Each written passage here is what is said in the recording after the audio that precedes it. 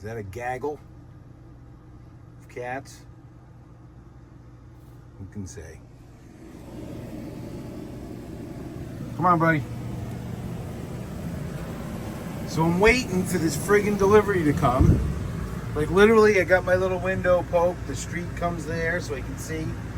And I didn't see no FedEx truck come down here. And there it is.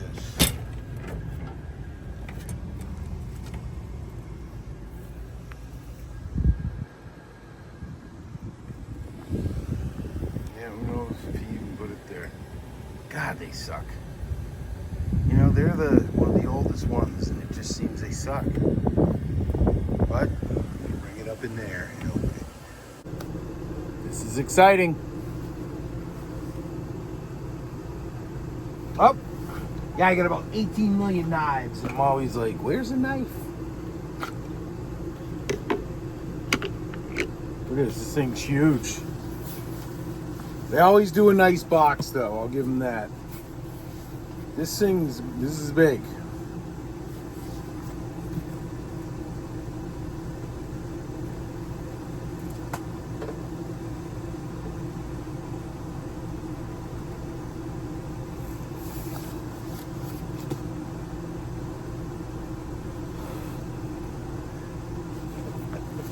Hey, don't be, what is up with you two?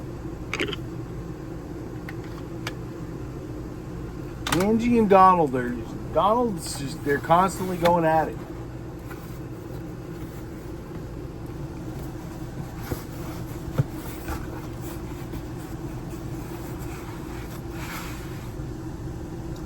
Could have put something there. They put something there. They might as well have done something there.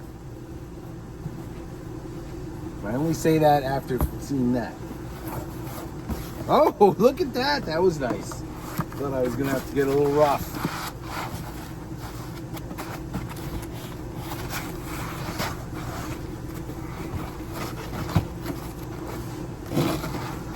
It just got a lot smaller.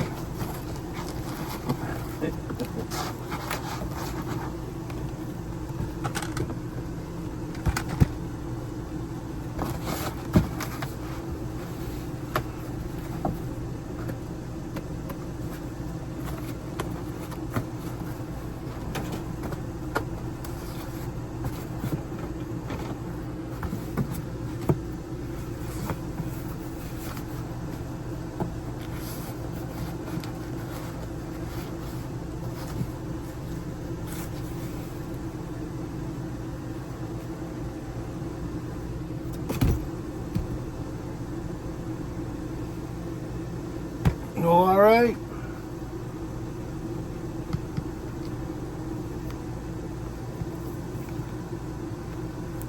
Nice. Kind of somewhat reminiscent of a tape case. Cassette tape case, perhaps.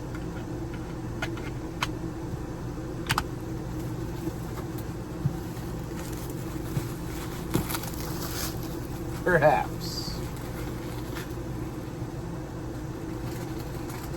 This is exciting.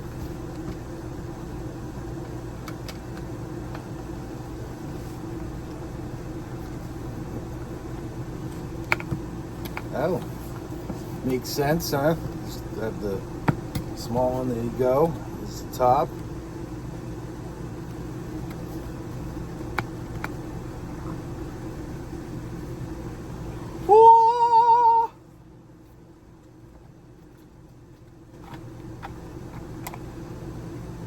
That would be what your old school tape you'd have, the old Maxell XL2.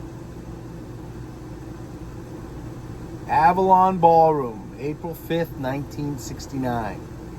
That was in San Francisco. They were part owners with the Jefferson Airplane of the Avalon Ballroom.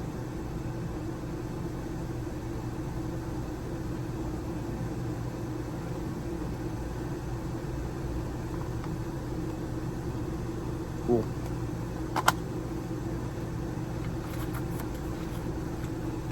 Enjoying the ride.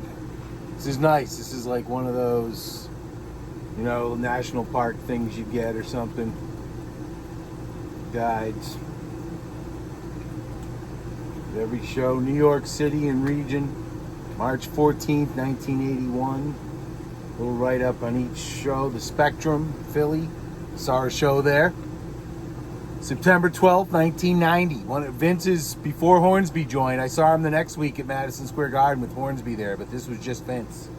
And it was the only show where they played the bridge to Masterpiece. You know, sailing around the world in a dirty gondola. They only did that one time. It was that show. I was tripping my balls off. Got some good acid. I remember I had my cowboy hat, pair of jean shorts on, and that was it. Came down from UMass with Joe and Amanda and some guy none of us knew. We'd met him that night that drove from UMass. And I went home with Ira and I think Sean. Different bit, because I got totally separated from those other guys.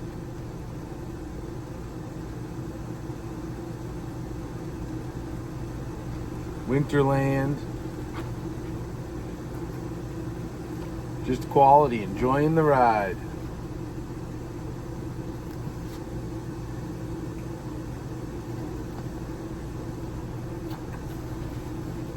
Styrofoam.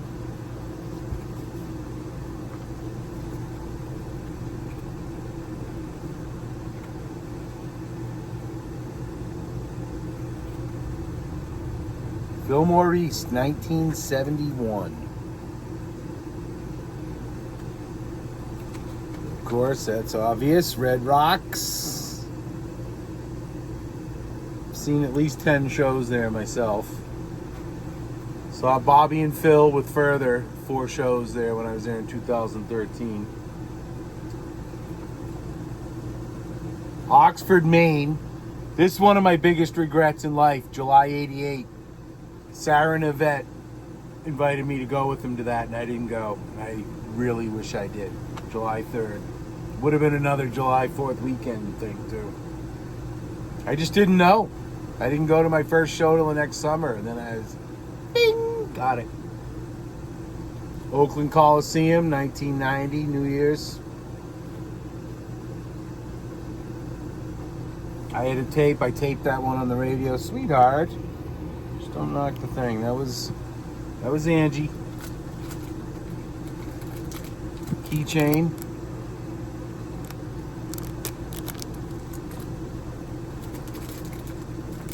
Magnet.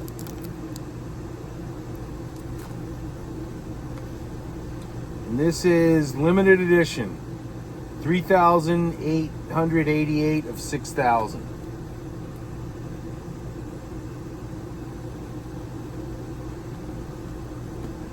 And then we got this. What is this? Oh, it's like a...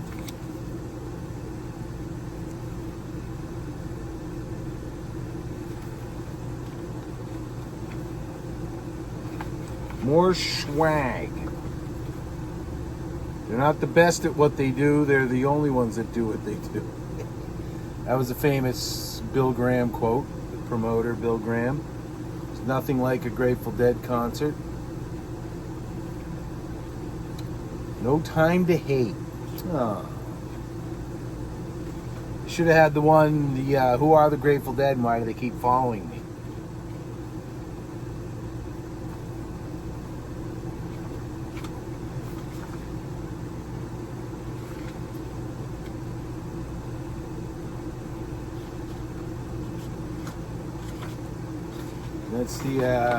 That's the Owsley Stanley Foundation.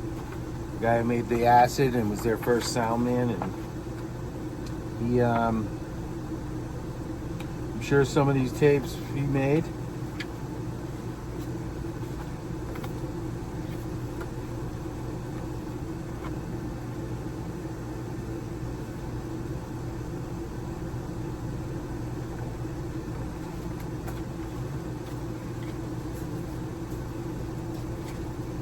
Cool.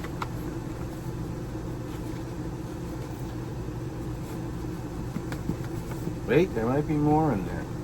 There is!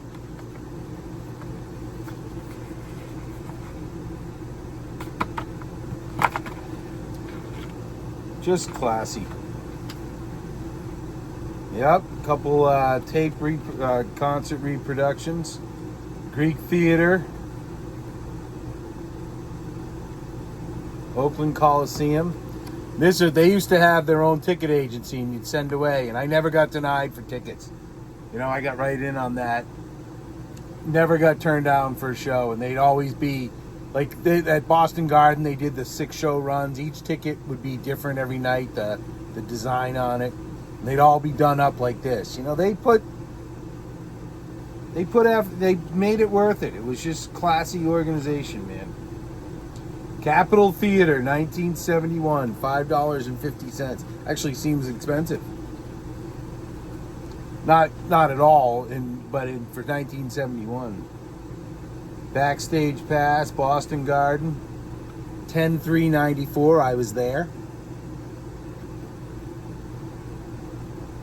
Madison Square Garden, September 16th, 1987. I was not there. And then this is November 21st, Oakland Coliseum, 1985. Great show. I had a tape of this one. She Belongs to Me. They only played Dylan's She Belongs to Me in the year of 1985. Like 6, 7, 8 times. And they're all awesome. Great show, though. I believe they did Midnight Hour, Big Boy Pete, which was an old. So that was just nice. Let's see what we got up here. Enjoying the ride. Kind of a map.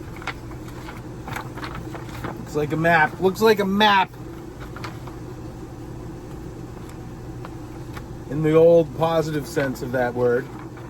If you know what I mean there, you know what I mean.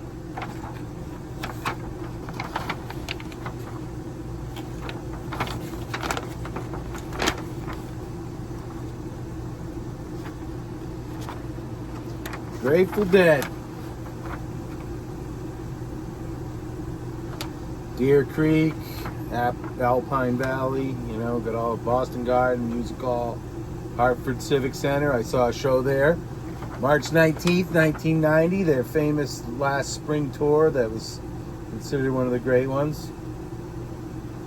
And it was a great show. Right behind the stage. I was totally behind the stage, but was right there. You know, 30 feet from them.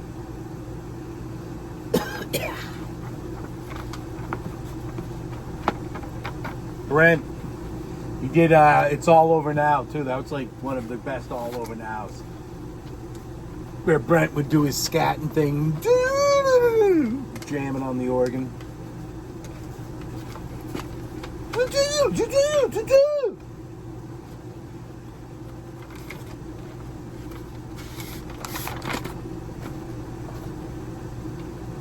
And this just lists all the shows right there. This is just like a cardboard lithograph of the thing.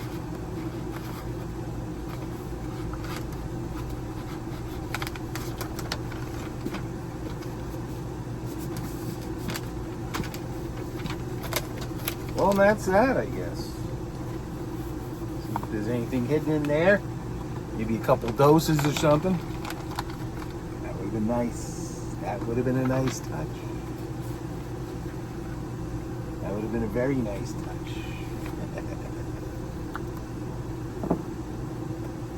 Let's flip this around so that's not flapping in the wind.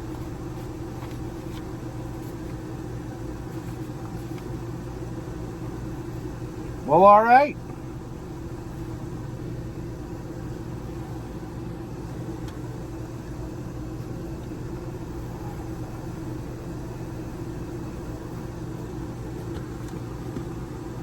Wow, it doesn't look like much there. Yep, 20 CDs. It doesn't look like much, does it?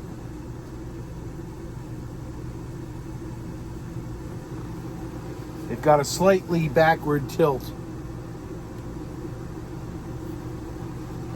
This is exciting. Fillmore West, 1969. See, when I play Dead music, I don't want to know the songs. Ever. Half of the big part of the appeal was not knowing what was coming up, man. Let's see, first song, first CD.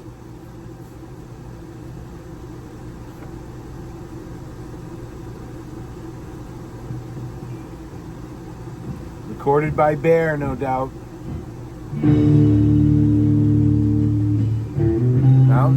Mountain Dew.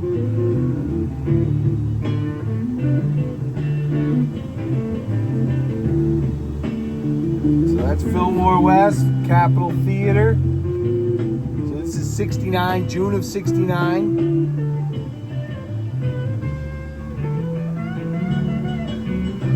'65, '67, and '68. 69. And you have the Capitol Theater 220 and 224.71.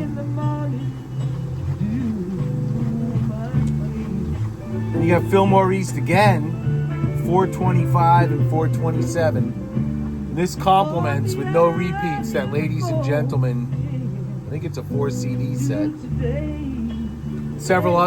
Two of the other shows from that was a famous run of 6 shows. In fact, that run, it was a famous run. The February run was when Mickey Hart quit the band after his father, who was their manager, got caught for stealing money from him.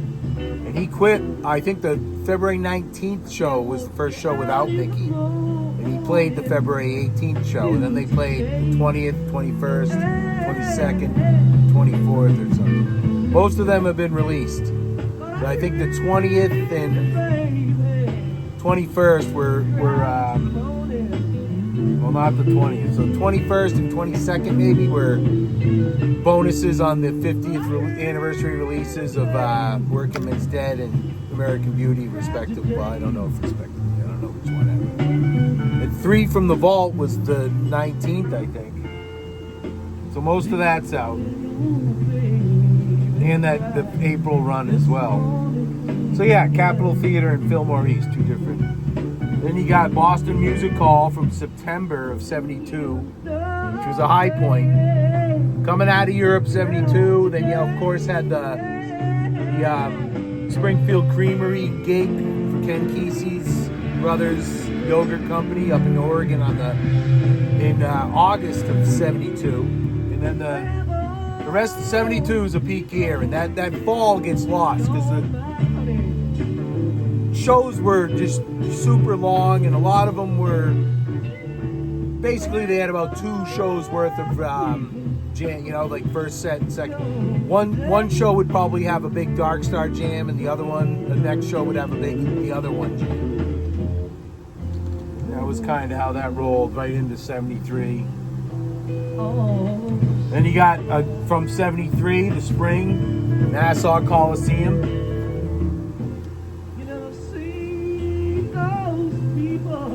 Nassau, I saw them there in 94, which was a great show. They opened up with Jack Straw, Jack Rowe. They opened the second set with, I think, they played Ico. I think they played one song. Then they took a break. They mulled around on stage with the stage difficulty. And Vince was fumbling around on the piano. He did a little timepiece by Vince Araldi.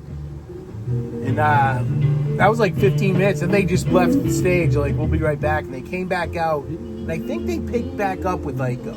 Ico was either the first song and they stopped, or they started again with Ico. But it was still a hot show. Morning Dew. That was good. Winterland from 3/20/77. Great year. That's a good. They played 3 shows there at Winterland at this run here on 77, and it would have been nice to get that as a vaccine, because that's the only time they played Terrapin and they did that Alhambra part, like the real.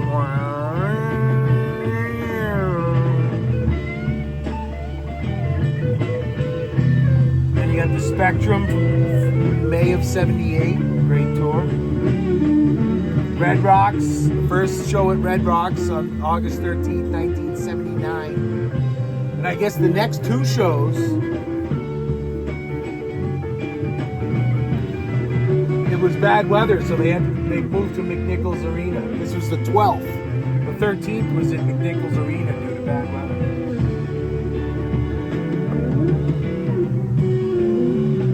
Then you got these 281 shows. Oh, this is Alpine Valley, 1981, up in Wisconsin. Never saw a show there, unfortunately. Then we've got a Hartford Civic Center 1981 show.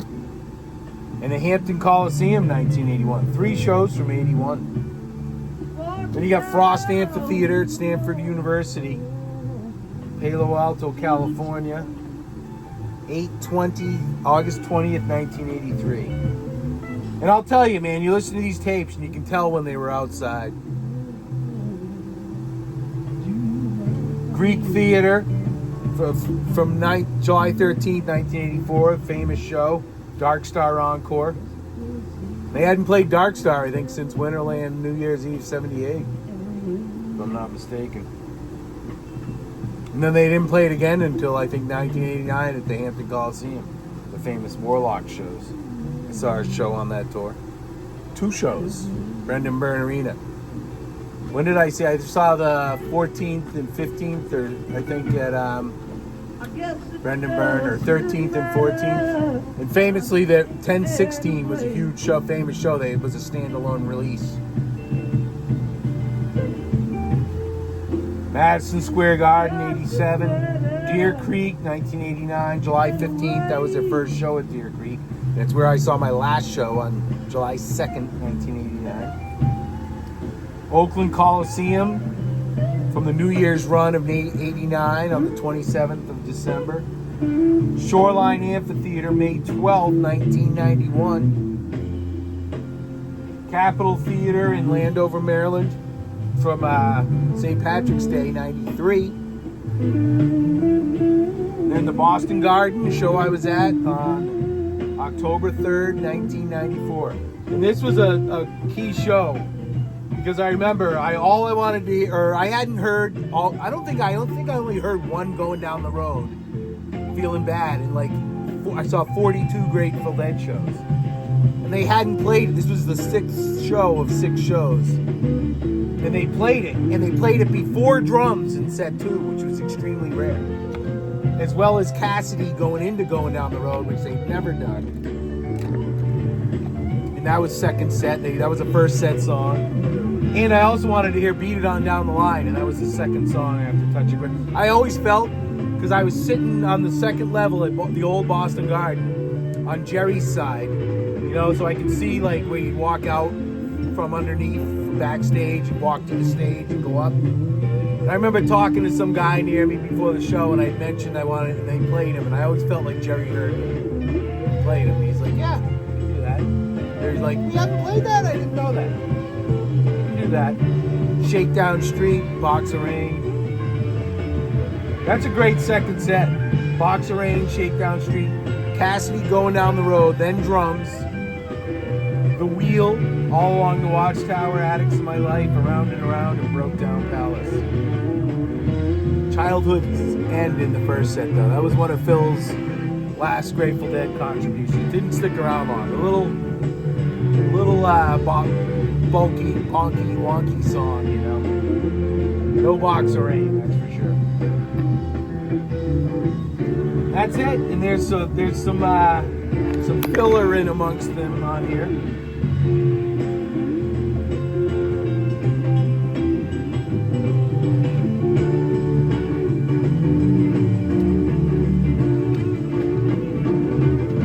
Yeah, like this Capitol Theater show, Capitol Center.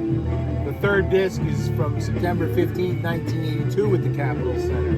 The whole second set, which is key. Shakedown into Lost Sailors, Saint of Circumstance. Touch of Grey encore. That would be an early Touch of Grey. That was probably within the first 10 they ever played. There's a couple others in here too, I think. But that's it. Good way to start with the Morning Dew. I remember the day Jerry died, my brother called me, Henry, to tell me that.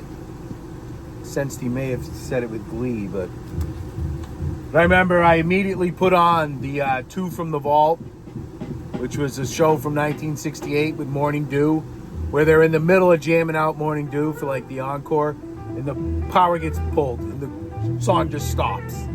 Then like Jerry or Bobby's like, "That's it, folks," and I thought that was appropriate. One of Jerry's finest performance songs. I just pulled the plug. That was the first song I played when I found he died, and I had a ticket that day to see Bobby Ware in Hampton Beach, up in New Hampshire. I think it's Hampton Beach Casino. The only show I ever saw there.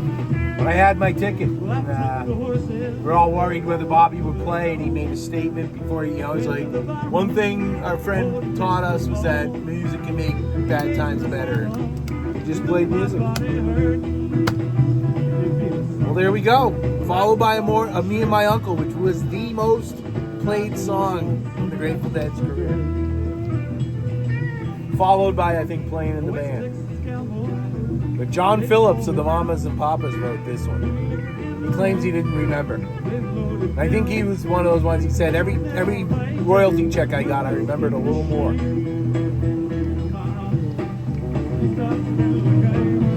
Well, that's exciting, man. Not to mention it just worked out. I got it delivered here. It didn't end up in FedEx limbo or dropping at my buddy's house and being stuck up there.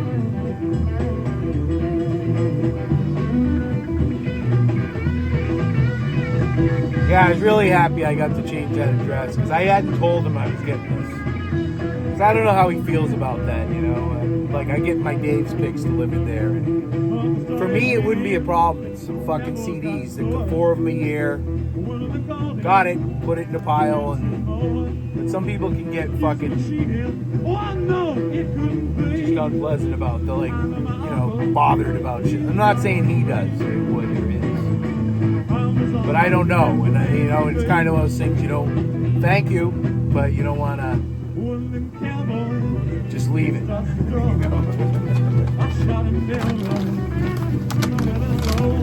It's funny because you do things like that. I'll tend to do it. Like, I ordered it. I needed to order it because they cut it off. So when that gets announced every year in November, usually, I order it. Because at some point they sell out. And but to me, I wouldn't have any problem. In fact, I'd be honored if a friend was like, "I sent that to you because I know you take care of it and hold on to it for me and make sure I got it, and we'll probably enjoy listening to it before you gave it to me." But it seems that not a lot of people roll like I'd be honored. I literally would be honored if somebody did that. Like, I trust you enough and know you'd be cool with this. And other people be like, "Dude, I don't need that hassle. What the fuck?" And that leads me to the other thing, that famous thing that one of the things my father, one of his good bon mots, I think, is that BONMOTS, like, sayings. He's like, sometimes when I say something like that, like, but that's more a reflection on me. Like, that's how I think. But not really, because I'd have no problem. But I think that everybody else would have a problem with it, And I think I'm more right there. I really do. People just are not nice. And then, what the problem is? Like, I think people think, well, you're not nice. I'm more innocent in the fact that when I do get, like I wave to somebody and they don't wave, I get pissed. And then I'm a dick. And I'll usually say something, and I'll be known as the only dick in this thing, and not the guy who just stonewalled me with the fucking not waving, That's what happens a lot. I react, and I usually react in a way that person notices, or other people, and they're like, this guy is a dick, and I'm not. I just don't react well. I'm sensitive.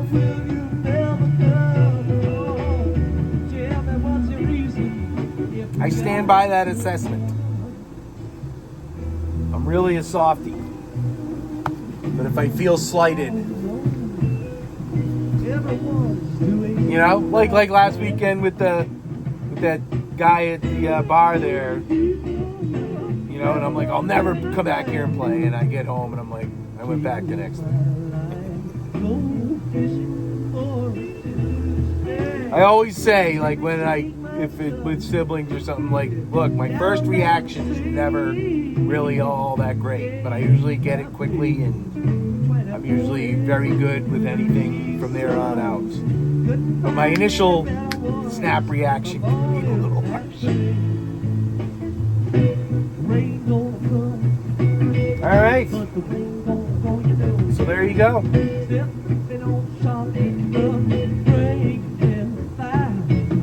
Good 69, just raw dead. This is the raw dead, man.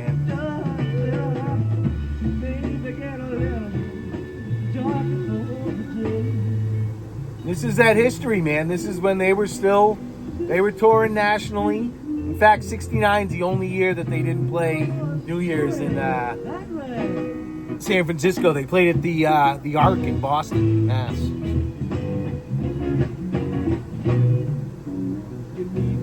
But you can feel that, you know, there's not a ton of people in the audience. Recorded by Bear with Owsley Stanley, which recorded awesomely. He was all about mic placement. He'd have mics everywhere. He'd set up a lot of mics, and he was always experimenting with where, and they were lucky to have him. He made all that money selling that acid when it was legal. Maybe a little past, but or I guess he made enough and he stashed it all around the place. But he put all that money into buying them a sound system, and you know, they were all into it. You know, he was as much of an artist as they were, you know, with the sound and recording, you know, trying different things, and his recordings are outstanding. So this is exciting. And I think that was a great idea.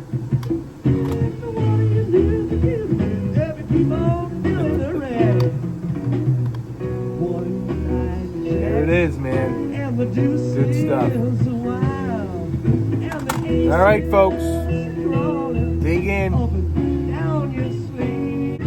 Do a little addendum here. So here's my dead bass 10. So what I do now is I go in, and this is just what I do. Like, these are all that red and green. So this is trucking.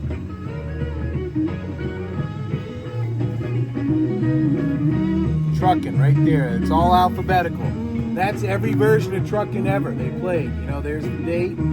They show how many shows since the last one, and what's set, and the date. And all the ones, the pen is the ones I have. I have the version of that, a tape or a CD. And I put, if it's a Dave's Picks, I'll put like DAP 25. If it's a tape, I'll put XL. It's just a CD, like a bootleg CD or something, I'll put CD. And it gets a little messy. And but now I go through and I do that. I'm gonna go and start at Morning Dew. You know, that's US Blues. And it's fun because it's fun. But like, here's US Blues, like from the first one. And you can see, like in 74 when they started playing it, I got a ton. You know, right up through to this column, which is, that's into just the spring of 78 right there. This is from 74. So I got a good selection. You know, you're seeing the growth of it. Then all of a sudden just a big gap, and it gets a little sparse into the early 80s.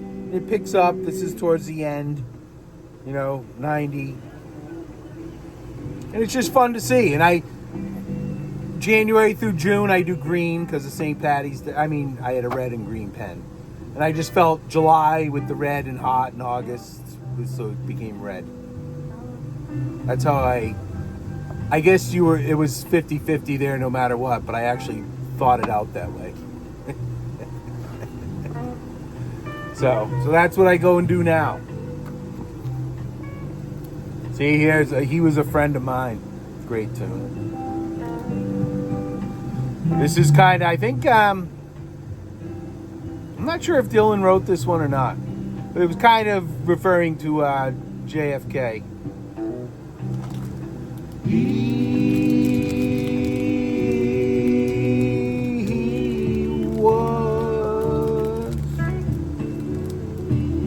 He was a friend of mine.